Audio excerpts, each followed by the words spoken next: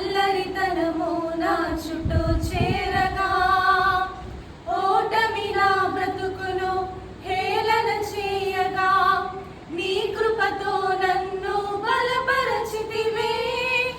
ఇంతగా నన్ను హెచ్చించుటకు ఈ పాటి దానను యేసయ్యా.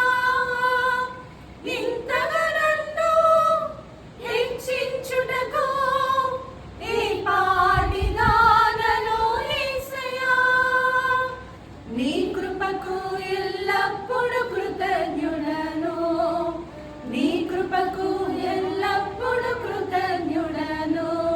కృపయే కృపయే నేనేమయ్యున్నానో నీ కృపయే, కృపయే కృపయే నే బ్రతికి ఉన్నానంటే కృపయే.